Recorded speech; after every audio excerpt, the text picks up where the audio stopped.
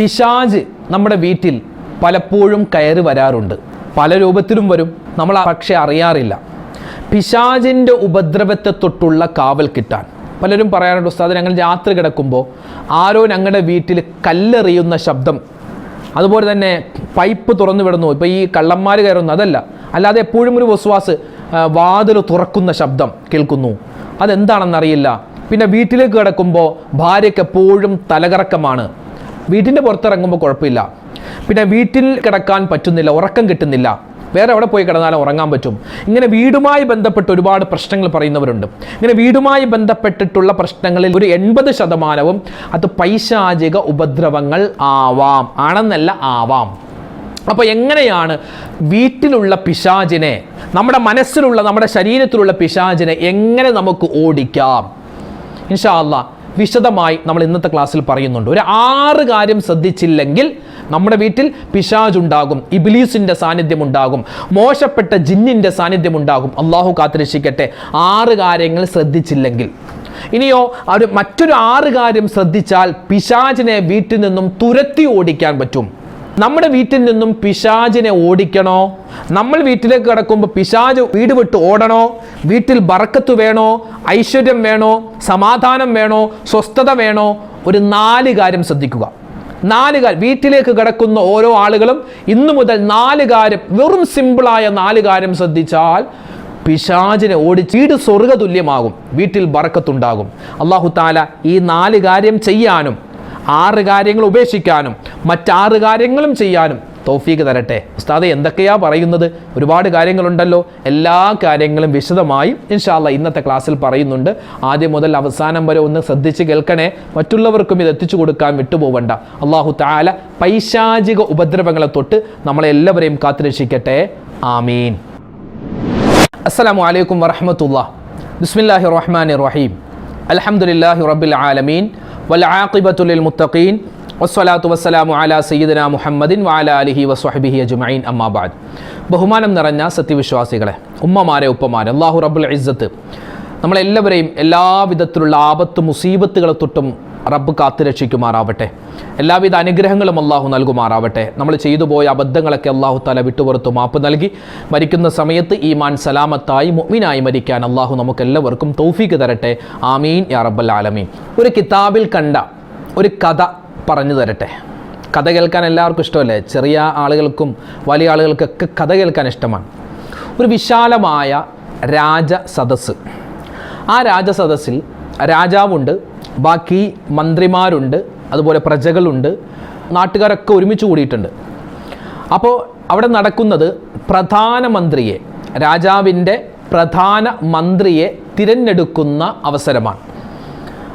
അപ്പോൾ രാജാവ് കുറച്ച് ആളുകളെ സെലക്ട് ചെയ്തിട്ടുണ്ട്.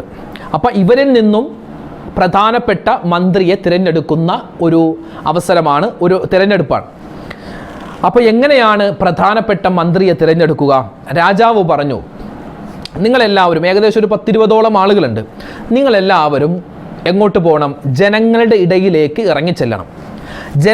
സാധാരണ ജനങ്ങളുടെ ഇടയിലേക്ക് ഇറങ്ങിച്ചെന്നിട്ട് അവർക്കിടയിൽ അവരെ കൊണ്ട് ആരാണോ ഏറ്റവും വലിയ പാപം ചെയ്യിപ്പിക്കുന്നത്, തെറ്റ് ചെയ്യിപ്പിക്കുന്നത്, അവർക്കായിരിക്കും എൻ്റെ പ്രധാനപ്പെട്ട മന്ത്രിയുടെ സ്ഥാനം കിട്ടുക. അങ്ങനെ ആ തിരഞ്ഞെടുക്കപ്പെട്ട ആളുകളൊക്കെ ജനങ്ങളുടെ ഇടയിലേക്ക് ചെന്നു. എന്നിട്ട് ഓരോ മനുഷ്യന്മാരെ കൊണ്ടും തെറ്റുകൾ ചെയ്യിപ്പിക്കാൻ തുടങ്ങി. അങ്ങനെ രാവിലെയാണ് എല്ലാവരും പറഞ്ഞു വിട്ടത്. ഏകദേശം വൈകുന്നേര സമയമായപ്പോൾ ആ 10-20 ആളുകളും ഒരുമിച്ച് വന്നു. എന്നിട്ട് ഓരോ ആളുകളും പറയാൻ തുടങ്ങി, രാജാവേ, ഞാൻ ഇന്ന് ഒരു മനുഷ്യൻ്റെ അടുക്കിലേക്ക് ചെന്നു, അവനിക്ക് ഞാൻ ഒരുപാട് തെറ്റ് ചെയ്യിക്കാനുള്ള പ്രേരണ ഇട്ട് കൊടുത്തു, അവരൊന്നിനും വഴങ്ങിയില്ല. പക്ഷെ അവസാനം ഞാൻ അവനെ കൊണ്ട് എന്ത് ചെയ്യിപ്പിച്ചു? കള്ള് കുടിപ്പിച്ചു. കള്ള് കുടിക്കാനുള്ള അവസരം ഞാൻ ഇട്ടുകൊടുത്തു, അവൻ അങ്ങനെ കള്ള് കുടിച്ചു. അപ്പോൾ രാജാവ് പറഞ്ഞു, കള്ളുകുടി എന്ന് പറയുന്നത് ഒരു ചെറിയ തെറ്റാണ്, പാപമാണ്, നീ ശരിയാവൂല, മാറി നിൽക്ക്. അയാൾ അയോഗ്യനായി. വേറൊരാൾ വന്നു. അയാൾ വന്നിട്ട് പറഞ്ഞു, രാജാവേ, ഞാൻ ഒരാളെ കൊണ്ട് മോഷണം നടത്തിപ്പിച്ചു, കള്ളനാക്കി. ആ സമയത്ത് രാജാവ് പറഞ്ഞു, മോഷണം നടത്തുക എന്ന് പറഞ്ഞാൽ ചെറിയ പാപമാണ്, ചെറിയ തെറ്റാണ്, നീ നീയും അയോഗ്യനാണ്. അങ്ങനെ വേറൊരാൾ വന്നു. അയാളും ഒരാളെ കൊണ്ട് പരദൂഷണം, മറ്റൊരാളുടെ കുറ്റവും കുറവൊക്കെ പറയിപ്പിച്ചു. പരദൂഷണം അതൊക്കെ ചെറുതാണ്, മാറി നിൽക്ക്. ഇങ്ങനെ ഓരോ ആളുകളെയും മാറ്റി മാറ്റി നിർത്തി അവസാനം ഒരാൾ അപ്പോൾ ജനങ്ങൾ, അപ്പോൾ അവിടെ കൂടിയ ആളുകളൊക്കെ ഇങ്ങനെ നോക്കുക, ഇയാൾ എന്തു പറയും. അപ്പോൾ അയാൾ പറഞ്ഞു, രാജാവേ, ഞാൻ മനുഷ്യന്മാരുടെ ഇടയിലേക്ക് ചെന്നു. അപ്പോൾ എല്ലാവരും എല്ലാ തെറ്റും ചെയ്യുന്നുണ്ട്. പക്ഷേ എന്നെക്കൊണ്ട് പറ്റിയത് ഒരു ഭാര്യയും ഭർത്താവും. ആ ഭാര്യയുടെയും ഭർത്താവിൻ്റെയും ഇടയിലേക്ക് ഞാൻ ചെന്നിട്ട് വലിയ സ്നേഹത്തിലും വലിയ ഇഷ്ടത്തിലുമായിരുന്നു. ഞാൻ അവരുടെ ഇടയിലേക്ക് ചെന്നിട്ട് അവർക്കിടയിൽ സംശയരോഗം എന്നുള്ള ഒരു അവസ്ഥ ഇട്ടുകൊടുത്തു. സംശയരോഗം, ഭർത്താവിന് ഭാര്യയെ സംശയം, ഭാര്യയ്ക്ക് ഭർത്താവിന് സംശയം. ആ സംശയരോഗം അത് ഇട്ടുകൊടുത്തിട്ട് കൂടുതൽ ദിവസമൊന്നും വേണ്ട, ഇന്നത്തെ ഒരൊറ്റ മണിക്കൂർ കൊണ്ട് തന്നെ അവർ രണ്ടുപേരും പരസ്പരം പിണങ്ങി രണ്ടുപേരും പിരിഞ്ഞു. ഇത് പറഞ്ഞപ്പോൾ രാജാവ് എഴുന്നേറ്റ് നിന്നിട്ട് കൈ കൊട്ടിയിട്ട് അയാളെ വിളിച്ച് പ്രധാനമന്ത്രിയാക്കി. ഇതെന്ത് കഥയാ ഉസ്താദെ? സത്യത്തിൽ ഇതൊരു കിതാബിലുള്ള കഥയാണ്. ആ രാജസദസ്സ് എന്ന് പറഞ്ഞാൽ ഏത് രാജസദസ്സാണെന്നറിയോ? പിശാചിൻ്റെ രാജസദസ്സാണ്. ഇബ്ലീസാണ് അവിടുത്തെ രാജാവ്. ഇബ്ലീസിൻ്റെ പ്രധാനപ്പെട്ട മന്ത്രിയാവാനുള്ള മന്ത്രിയെ തിരഞ്ഞെടുക്കുന്ന സദസ്സാണ്. 10-20ഓളം കുട്ടിപ്പിശാചുക്കളുണ്ട്. ആ കുട്ടിപ്പിശാചുക്കളെ മനുഷ്യന്മാരുടെ ഇടയിലേക്ക് വിട്ടു. പിശാച് വന്നിട്ട് ഓരോ തോന്നലുകൾ മനുഷ്യന് ഇട്ടുകൊടുത്തു. കള്ളു കുടിപ്പിക്കുന്നത്, അതുപോലെ തന്നെ മോഷണം നടത്തിപ്പിക്കുന്നത്, പരദൂഷണം, ഇതൊക്കെ പിശാചിൻ്റെ പ്രേരണയിൽ നമ്മൾ ചെയ്യുന്നതാണ്. കുടുംബത്തിൽ വഴക്കുണ്ടാകുന്നത് അതും പിശാചിൻ്റെ പ്രേരണയിൽ ഉണ്ടാകുന്നതാണ്. പിശാചിന് ഏറ്റവും കൂടുതൽ ഇഷ്ടമുള്ള ഒരു കാര്യമാണ് എന്ത്? സ്നേഹത്തോടെ കഴിയുന്ന, അത് മക്കൾ മാതാപിതാക്കളാവട്ടെ, സഹോദരി സഹോദരന്മാരാവട്ടെ, ഭാര്യ ഭർത്താക്കന്മാരാവട്ടെ, കൂട്ടുകാർ തമ്മിലാവട്ടെ, അവർ തമ്മിൽ പരസ്പരം പിണക്കം കൊടുക്കുക, പിണക്കിക്കുക എന്നുള്ളത് പിശാചിന് ഭയങ്കര ഇഷ്ടമാണ്. അതുകൊണ്ട് തന്നെ അങ്ങനെ ഭാര്യയും ഭർത്താവും പിണങ്ങി എന്നറിഞ്ഞപ്പോൾ അയാൾക്ക്, ആ പിശാചിന് ഇബ്ലീസ് എന്ത് ചെയ്തു? പ്രധാനമന്ത്രിയുടെ സ്ഥാനം കൊടുത്തു എന്നാണ്. ഞാനിത് പറഞ്ഞത് പിശാജ്, ഇബ്ലീസ്, അവനെപ്പറ്റി മുത്തുനബി സല്ലല്ലാഹു അലൈഹി വസല്ലമ തങ്ങൾ പറഞ്ഞത് എന്തെന്നറിയോ? മജ്റദ്ദം എന്നാണ്. നമ്മുടെ ശരീരത്തിൽ രക്തം സഞ്ചരിക്കാത്ത ഒരു സ്ഥലവും, എല്ലാ സ്ഥലത്തും എന്തുണ്ടാവും? രക്തം സഞ്ചരിക്കുന്നുണ്ട്. എവിടെയെങ്കിലും രക്തം ഇല്ലാതായാൽ അവിടെ മരവിച്ചു പോകും, അല്ലേ? മരവിച്ചു പോകും, നമ്മളൊന്നും അറിയില്ല, വേദന അനുഭവപ്പെടില്ല. രക്തം സഞ്ചരിക്കാത്ത സ്ഥലമില്ല, എല്ലാ സ്ഥലത്തും രക്തം സഞ്ചരിക്കുന്നുണ്ട്. മജ്റദ്ദം, ശൈത്വാൻ, പിശാച് നമ്മുടെ ശരീരത്തിലെ എല്ലാ അവയവങ്ങളിൽ കൂടിയും അവൻ സഞ്ചരിക്കുന്നതാണ്. അതായത് അത്രമാത്രം പിശാച് നമ്മളെ വഴിതെറ്റിക്കുമെന്നാണ് നബി സല്ലല്ലാഹു അലൈഹി വസല്ലമ തങ്ങൾ പറഞ്ഞത്. ചില വീടുകളിൽ ശ്രദ്ധിച്ചിട്ടുണ്ടോ? ചില വീടുകളിൽ എപ്പോഴും ആളുകൾക്ക് അസുഖമാണ്. ഉമ്മാക്ക് അസുഖം, വാപ്പാക്ക് അസുഖം. ഇവർ രണ്ടുപേരുടെയും അസുഖം മാറുമ്പോൾ ഭാര്യയ്ക്ക് അസുഖം, ഭാര്യയുടെ അസുഖം മാറുമ്പോൾ ഭർത്താവിന് അസുഖം, ഭർത്താവിൻ്റെ അസുഖം മാറുമ്പോൾ മക്കൾക്ക് രോഗം, മക്കളുടെ രോഗം മാറുമ്പോൾ പിന്നെ തിരിച്ച് വീണ്ടും വാപ്പാക്ക് രോഗം, ഉമ്മാക്ക് രോഗം. ഇതിങ്ങനെ റൊട്ടേറ്റ് ചെയ്തുകൊണ്ടിരിക്കും. പല ഹോസ്പിറ്റലുകളിലും പോയി പല ആളുകളെയും കണ്ടു, രോഗം മാറുന്നില്ല. അങ്ങനെ ചില വീടുകളുണ്ട്. ചില വീടുകളിൽ കടങ്ങൾ കൊണ്ട് പ്രയാസപ്പെടും, പൈസ ഒരുപാട് വരുന്നുണ്ട്, പക്ഷെ കടം മാറുന്നില്ല. ചില വീട്ടിൽ ചില ആളുകൾക്ക് കിടന്നാൽ ഉറക്കം വരൂല, ചില ആളുകൾക്ക് സന്തോഷമുണ്ടാവില്ല ചില വീട്ടിൽ കിടന്നാൽ. ചില മക്കൾക്ക് പല അസുഖങ്ങൾ, രോഗങ്ങൾ, ചൊറിച്ചിൽ, തലവേദന, രാത്രി തലകറക്കം, ചില അപശബ്ദങ്ങൾ ഉറങ്ങാൻ കിടക്കുമ്പോൾ അപശബ്ദങ്ങൾ കേൾക്കുക. അതുപോലെ ചില സ്ത്രീകൾക്ക് മെൻസസിൻ്റെ ആ ഒരു അവസ്ഥ മാറി വരിക, അതായത് ചിലപ്പോൾ 7 ദിവസം, ചിലപ്പോൾ 8 ദിവസം, ഒന്ന് കുളിച്ച് കഴിഞ്ഞപ്പോൾ വീണ്ടും മെൻസസ് ആകുന്നു, അങ്ങനത്തെ ചില അവസ്ഥ. ചില കുട്ടികൾക്ക് ഫിക്സ് വരുന്നു. അതുപോലെ ചില ആളുകൾ പറയാറുണ്ട്, ഉസ്താദേ, വീട്ടിൽ കിടക്കാൻ ഒരു സമാധാനവുമില്ല, വീട്ടിൽ രാത്രി ഉറങ്ങാൻ കിടക്കുമ്പോൾ കല്ല് വീടിൻ്റെ മുകളിലേക്ക് അല്ലെങ്കിൽ ജനലിലേക്ക് എറിയുന്ന ശബ്ദം കേൾക്കുന്നു. ഇതൊക്കെ പല വീടുകളിലും സംഭവിക്കുന്ന സംഭവം. ഇങ്ങനെയുള്ള ചില പ്രയാസങ്ങളിൽ 80% അത് പിശാചിൻ്റെ ഉപദ്രവം കൊണ്ടാണ് എന്ന് നമുക്ക് മഹത്തുക്കൾ പഠിപ്പിച്ചു തരികയാണ്. പിശാചിൻ്റെ ഉപദ്രവം നമ്മുടെ വീട്ടിൽ നിന്ന് എങ്ങനെ നമുക്ക് മാറ്റിയെടുക്കാം, എങ്ങനെ നമ്മുടെ ശരീരത്തിൽ നിന്നും പിശാചിനെ ഓടിക്കാം? ഇൻഷാ അല്ലാഹ് 6 കാര്യങ്ങൾ പറഞ്ഞു തരാം. 6 കാര്യങ്ങൾ. ജിന്ന്, പിശാച് രണ്ടും നമ്മുടെ വീട്ടിലുണ്ടാകും. രണ്ടിനെയും നമ്മൾ വീട്ടിൽ നിന്നും ഒഴിവാക്കണം, മാറ്റണം. എങ്ങനെ മാറ്റാൻ പറ്റും, എങ്ങനെ ഒഴിവാക്കാൻ പറ്റും? ഏത് പിശാചാണെങ്കിലും ഏത് ജിന്നാണെങ്കിലും മോശപ്പെട്ട ഏത് ജിന്നാണെങ്കിലും അവനിക്ക് നിസ്കരിക്കുന്നവരോട് ഭയങ്കര ഇഷ്ടക്കേടാൻ. നിസ്കരിക്കുന്നവരെ അവൻ തൊടൂല, നിസ്കരിക്കാത്തവരെ അവനിങ്ങനെ വസ്വാസാക്കിക്കൊണ്ടിരിക്കും. അതുകൊണ്ട് നിസ്കാരം ശ്രദ്ധിക്കാത്തവരാണോ എങ്കിൽ പിശാച് വീട്ടിലുണ്ടാകും.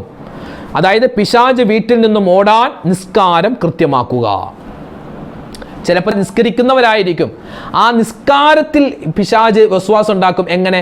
കുറച്ചുകൂടെ കഴിയട്ടെ, ഇച്ചിരി സമയമുണ്ടല്ലോ, അല്ല 1 മണി ആയിട്ടുള്ളൂ, ദുഹർ ഇനിയും കിടക്കുമല്ലേ, അസർ വരെ ഉണ്ടല്ലോ, 2 മണി ആയിട്ടുള്ളൂ, 3 മണി ഇനിയുണ്ടല്ലോ അരമണിക്കൂർ, 3:30 അസർ ബാങ്ക്, 3:15 3:25 ആകുമ്പോൾ 5 മിനിറ്റ് കൂടെ ഇല്ലേ, കുറച്ചും കൂടെ നമുക്ക് റീൽസൊക്കെ കണ്ടിട്ട് ഒതുകൊടുത്ത് നിസ്കരിക്കാം.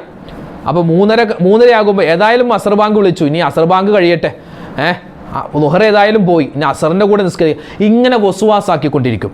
അപ്പം നിസ്കരിക്കുന്നവരും ശ്രദ്ധിക്കണം, നിസ്കരിക്കാത്തവരും ശ്രദ്ധിക്കണം. പിശാച് നമ്മളെ ഈമാനിൽ നിന്നും അകറ്റിക്കൊണ്ടിരിക്കുന്നു. അപ്പോൾ ഒന്നാമത്തെ കാര്യം, പിശാചിൽ നിന്ന് രക്ഷപ്പെടാൻ നിസ്കാരം കൃത്യമാക്കുക. 2, ലഹരി, കള്ളുകുടി.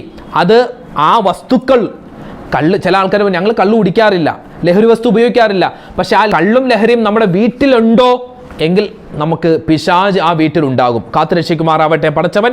അതുകൊണ്ട് കള്ള് കുടി, ലഹരി ഉപയോഗം അത് ഉപയോഗിക്കാനും പാടില്ല. അത് ഉപയോഗിക്കുന്ന ഏതെങ്കിലും ഒരു വീടുണ്ടെങ്കിൽ, അങ്ങനെ ഉപയോഗിക്കുന്ന ആളുകൾ താമസിക്കുന്ന വീടുണ്ടെങ്കിൽ അവിടെ പിശാച് ഉണ്ടാകും. പിശാച് പോകൂല, അത് ഒഴിവാക്കിയാൽ മാത്രമേ പിശാച് പോകൂ. 3, മാതാപിതാക്കളെ ഉപദ്രവിക്കുന്നവർ, ഉമ്മാനെ തെറിപറയുന്നവർ, വാപ്പാനെ ചവിട്ടുന്നവർ, മക്കളാവട്ടെ മരുമക്കളാവട്ടെ, അങ്ങനെയുള്ള മക്കളുള്ള ഉമ്മാനെയും വാപ്പാനെയും ബുദ്ധിമുട്ടിക്കുന്ന മക്കളാണോ ഒരു വീട്ടിലുള്ളത്, അവിടെ മക്കൾ മാത്രമല്ല അവിടെ പിശാചും ഉണ്ടാകും. 4, പിണക്കമുള്ളവർ. ഞാൻ നേരത്തെ പറഞ്ഞുള്ള കഥയിൽ പിശാചിന് ഏറ്റവും കൂടുതൽ ഇഷ്ടം ഇണങ്ങുന്നവരെ പിണക്കിക്കുക എന്നുള്ളതാണ്. ഭാര്യ ഭർത്താക്കന്മാരെ തമ്മിൽ പിണക്കിക്കുക, മക്കൾ തമ്മിൽ പിണക്കിക്കുക, അതാണ് പിശാചിന് ഏറ്റവും കൂടുതൽ ഇഷ്ടം. ഒരിക്കലും നമ്മൾ പിണങ്ങാൻ പാടില്ല. പിണക്കത്തിൻ്റെ എന്തെങ്കിലും ഒരു വർത്തമാനം വന്നു പോയാൽ അപ്പം മനസ്സിലാക്കണം അവിടെ പിശാചുണ്ട് എന്ന്. 5, നമ്മുടെ വീട്ടിൽ നിന്നും രൂപങ്ങൾ, അതുപോലെ ഷോക്കേസിലൊക്കെ കൊക്കിൻ്റെ സിംഹത്തിൻ്റെ ഒക്കെ രൂപം ഉണ്ടാകും. മക്കൾ ഉപയോഗിക്കുന്ന കളിപ്പാട്ടമല്ല, അതല്ലാതെ ചില വീട്ടിൽ രൂപങ്ങളൊക്കെ വെച്ചിട്ടുണ്ടാകും. വീട്ടിലേക്ക് വരുമ്പോൾ ഈ കൊക്കിൻ്റെയും അതുപോലെ സിംഹത്തിൻ്റെയൊക്കെ രൂപങ്ങൾ അവിടെ നിർമ്മിച്ച് വെച്ചിട്ടുണ്ടാകും. അത് പാടില്ല. ഒരു വീട്ടിൽ ചെല്ലുമ്പോൾ ചിറകുണ്ട്, കുതിരയുടെ മുഖം, അതുപോലെ തന്നെ ആടിൻ്റെ ഉടൽ, അതുപോലെ തന്നെ തലയിലൊരു കിരീടം വെച്ചിട്ട് ഒരു ജീവിയുടെ രൂപം. ഇതെന്തായിക്കാന്ന് ചോദിച്ചാൽ പറയും, ഉസ്താദെ അതെ, ഞങ്ങൾ ഏർവാടിയിൽ സിയാറത്തിന് പോയപ്പോൾ, അല്ലെങ്കിൽ അജ്മീരിൽ സിയാറത്തിന് പോയപ്പോൾ അവിടെ നിന്ന് വാങ്ങിച്ചതാ. എന്താ സംഭവം? ബുറാക്കിൻ്റെ ഫോട്ടോയാണ്. നബിതങ്ങൾ സല്ലല്ലാഹു അലൈഹി വസല്ലം തങ്ങളുടെ നബിതങ്ങൾ ഇസ്രാ മിറാജ് പോയില്ലേ, ബുറാക്ക് എന്ന വാഹനത്തിൽ, ആ ബുറാക്കിൻ്റെ ഫോട്ടോയാണെന്ന്. ഏത് ഹയവാനാണ് അത് ഉണ്ടാക്കിയെന്ന് അറിയില്ല. ആരെങ്കിലും ബുറാക്കിനെ കണ്ടിട്ടുണ്ടോ? ഇനി കണ്ടെങ്കിൽ തന്നെ ആ ബുറാക്കിൻ്റെ ഫോട്ടോ അവിടെ വെച്ചാൽ മലക്കൾ വരുമോ? ഒരു രൂപവും പാടില്ല എന്നാണ് ഇസ്ലാം നമ്മെ പഠിപ്പിക്കുന്നത്. രൂപം എന്ന് പറഞ്ഞാൽ ഈ മനുഷ്യൻ്റെ, കൊക്കിൻ്റെ, പാമ്പിൻ്റെ ഒക്കെ രൂപം നമ്മളിങ്ങനെ നിർമ്മിച്ച് വെക്കാൻ പാടില്ല. അത് മറ്റുള്ള ആളുകൾ ചെയ്യുന്നത്, അത് അവർ ചെയ്യട്ടെ.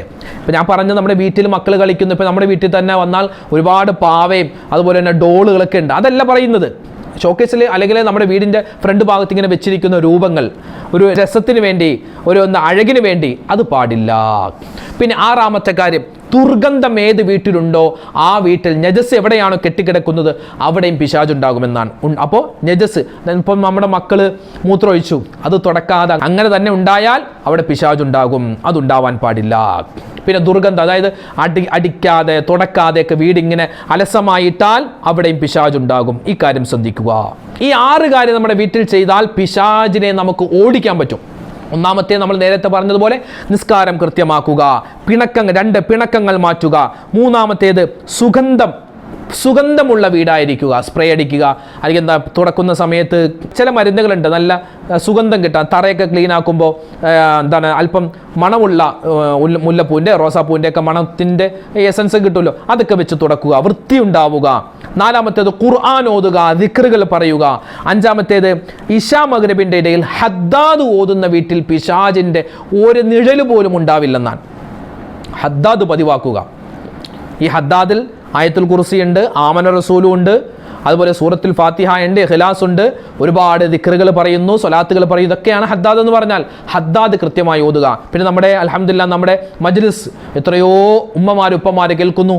അതൊക്കെ കേൾക്കുന്നതോടൊപ്പം തന്നെ അത് കേൾക്കുന്ന സമയത്ത് മാത്രമല്ല, അതല്ലാത്ത സമയത്തും അതിൽ പറയുന്ന ദിക്റുകളും സ്വലാത്തുകളൊക്കെ ആവർത്തിച്ച് നമ്മളിങ്ങനെ പറയുക, പിശാചിന്റെ ഉപദ്രവത്തെ തൊട്ടുള്ള കാവൽ കിട്ടാൻ.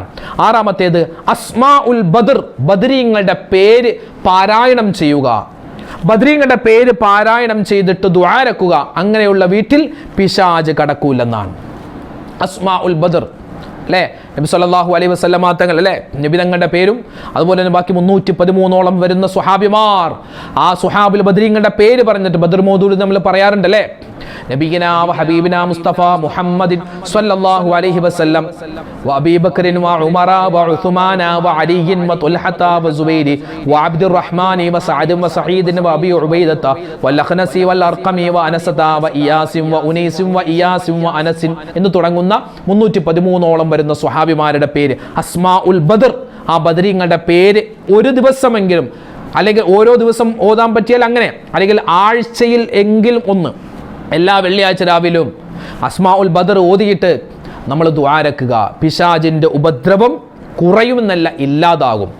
അപ്പം തന്നെ പകുതി അസുഖങ്ങൾ കുറയും, പകുതി പ്രയാസങ്ങൾ കുറയും, കടങ്ങൾ മാറും.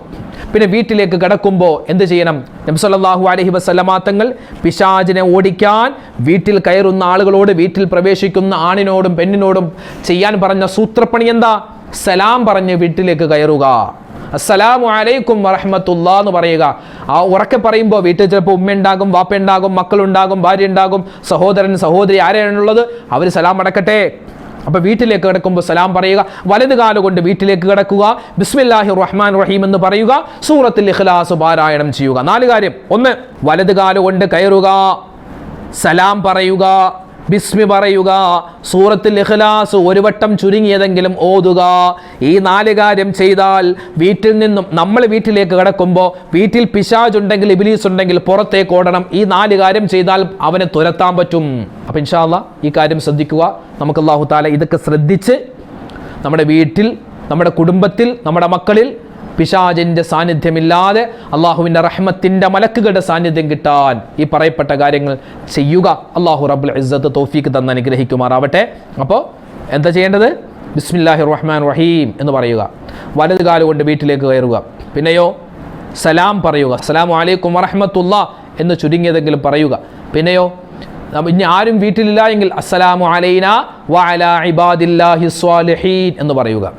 പിന്നെയോ ബിസ്മില്ലാഹിർ റഹ്മാനിർ റഹീം ഖുൽ ഹുവല്ലാഹു അഹദ് അല്ലാഹുസ് സമദ് ലം യലിദ് വലം യൂലദ് വലം യകുൽ ലഹു കുഫുവൻ അഹദ് എന്ന സൂറത്തുൽ ഇഖ്ലാസ് ഓതുക. ഈ 4 കാര്യം വീട്ടിൽ കിടക്കുന്ന ആണാവട്ടെ പെണ്ണാവട്ടെ ചെറിയ കുട്ടിയാവട്ടെ വൃദ്ധരാവട്ടെ ആരാവട്ടെ അവർ ചെയ്താൽ അവരുടെ വീട്ടിൽ പിശാചിൻ്റെ സാന്നിധ്യം ഉണ്ടാവില്ല. അല്ലാഹു തആല ഇതൊക്കെ ചെയ്യാനുള്ള തൗഫീഖ് നമുക്ക് തന്ന് അനുഗ്രഹിക്കുമാറാവട്ടെ.